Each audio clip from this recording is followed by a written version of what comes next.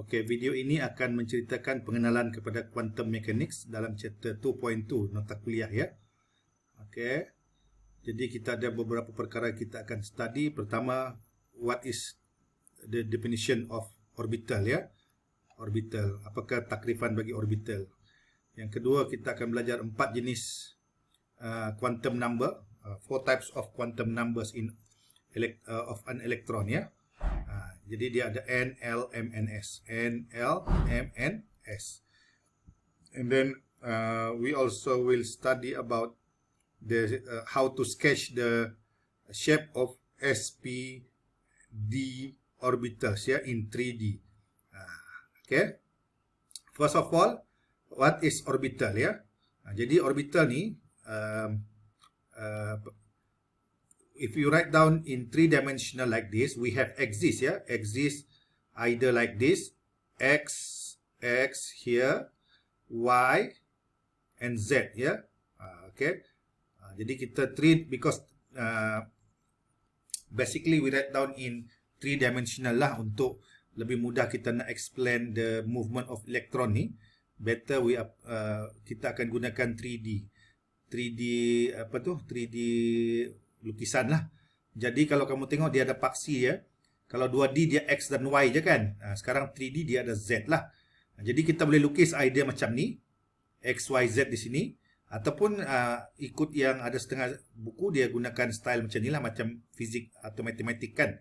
Paksi Z di sini. Okey, lagi satu. Untuk 3D bagi chapter ni. You can jumble up dia punya axis level. For example, like this, you can put X here, Z here, Y, or you can put X here, Y here, Z here. Okay, Z boleh letak atas ni, X boleh di sini, mana-mana lah. That means you can jumble up the axis level ya. Boleh letak di mana-mana. Dia tak tetap. You cannot, bukan kata this is X, this is always Y, this is Z. Tak ya. You can jumble up. Jumble up means boleh letak di mana-mana lah. Label dia as long as you label. Okay. Alright. Jadi maksudnya what is orbital? Definition dia adalah because electron move around the nucleus. Alright. Kalau 2-dimensional dia macam ni kan. Okay. Ini. Elektron dia move around the nucleus. Alright. Jadi elektron ni dia akan berpusing di dalam pathway dia.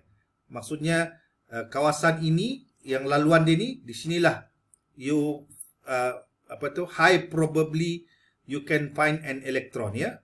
Jadi kalau tengok orbital dia ada dalam bentuk bulatan, that means di elektron ini dia akan berpusing mengelilingi nukleus di kawasan yang di sini je. Kawasan-kawasan yang kita tandakan lah.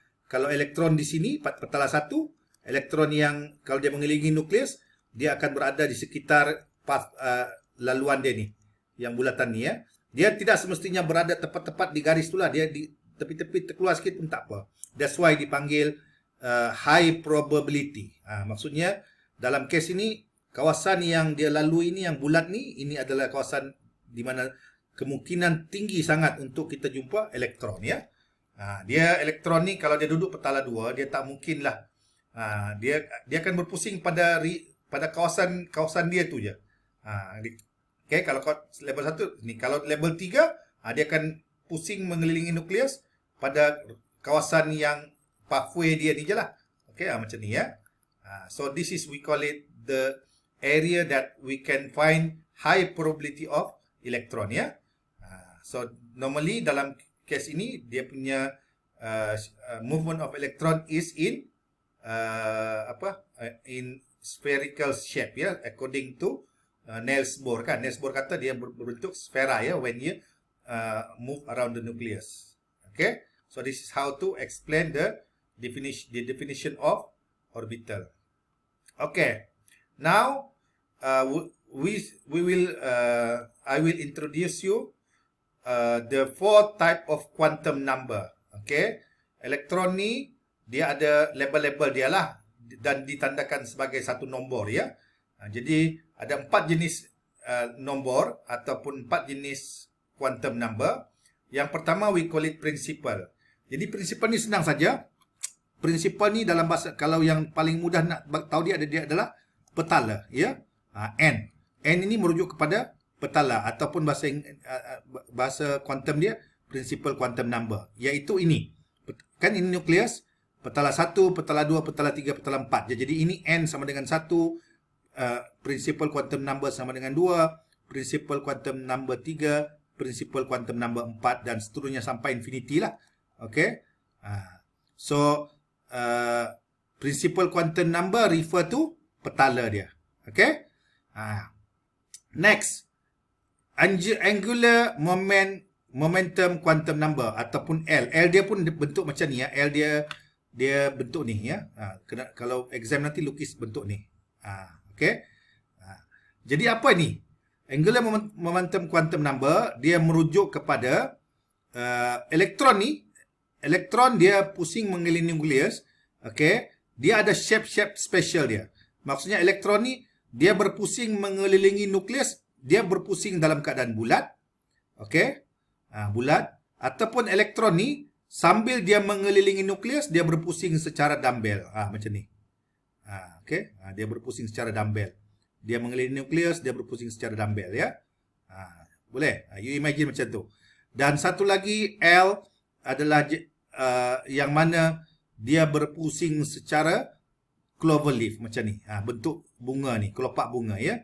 Jadi you imagine elektron ni dia berpusing secara clover leaf macam tu ya. Dia sambil mengelilingi nukleus, dia sendiri berpusing dalam bentuk clover leaf ya. So maksudnya angular moment quantum number ini refer to the shape of suborbital ni.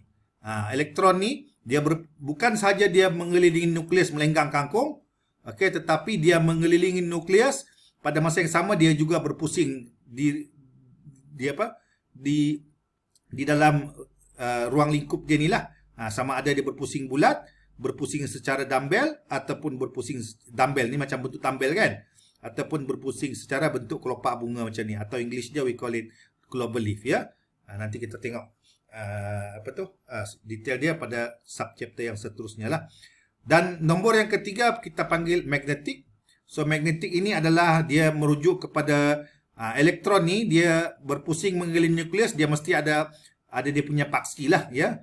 Paksi-paksi tertentu. Maksudnya not every time elektron, for example macam ni kan, not every time elektron tu dia menghadap ke situ je. Dia tak semestinya menghadap ke sini je. Mungkin dia macam tu ya. Mungkin juga dia menghadap sebelah sini. Macam tu. Ini semua ditentukan oleh paksi dia lah. Okey.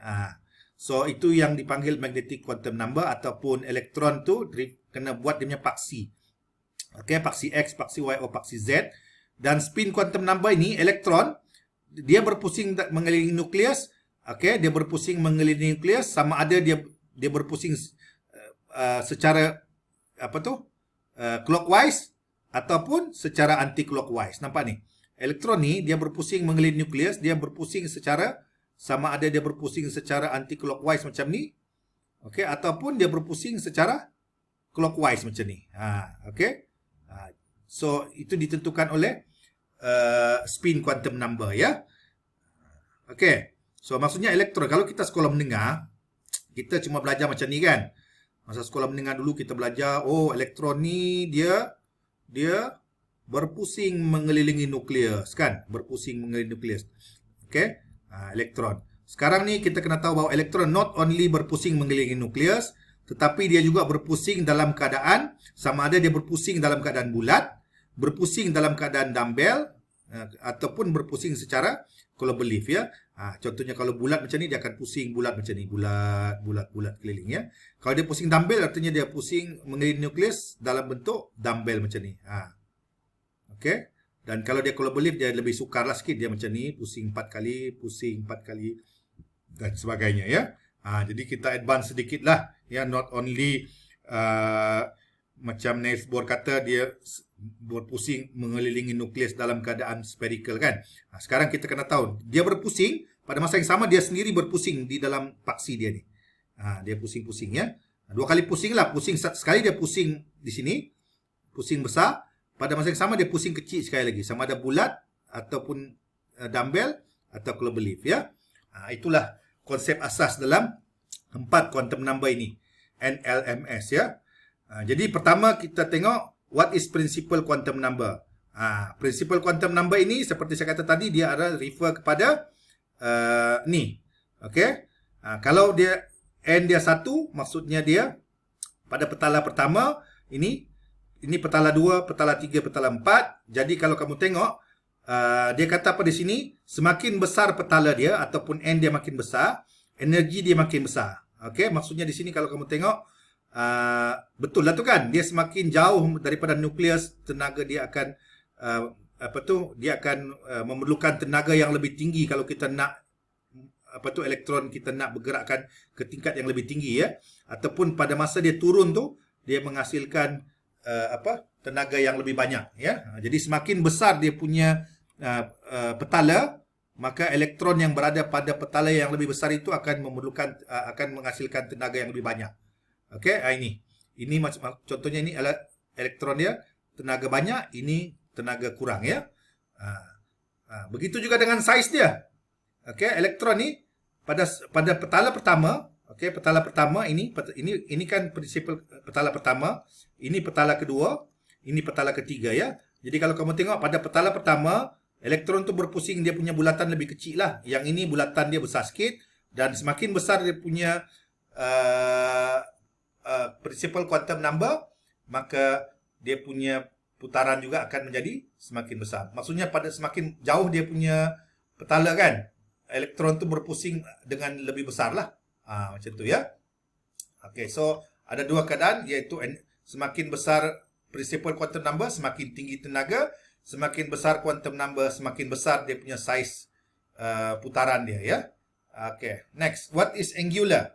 Angular ni merujuk kepada nombor di mana ni. Okay, nombor dia yang merujuk kepada ni, tengok. Kalau petala 1, okay, kalau petala 1, okay, petala 1, L dia kosong. Maksudnya apa? Maksudnya pada petala 1, elektron semua yang duduk pada petala 1 berpusing secara bulat. Nampak ni? Okay. Semua elektron pada petala 1 akan berpusing secara bulat. Ni, nampak? Okay. L kosong ya. When L kosong, dia S. Maksudnya dia bulat. Okay. Ni dia. Semua elektron yang petala 1 adalah bulat. Pada petala 2, L dia ada dua jenis. Kosong dan 1. Okey, iaitu dia ada yang bulat, ada yang dumbbell. Maksudnya pada petala kedua, ni, petala kedua, elektron tu ada sebahagian dia berpusing secara bulat, ada sebahagian dia berpusing mengelilingi nukleus dalam keadaan dumbbell, ya. Ini. Maksudnya pada petala kedua dia ada yang bulat, ada yang dumbbell, ya. Dumbbell adalah yang ini. Ni. P is dumbbell, ya. Pada petala 3 ada elektron berpusing bulat, ada elektron berpusing dumbbell, ada elektron pusing cloverleaf ya. Jadi D ini kita panggil cloverleaf ya. F ni kita tak payah study lah.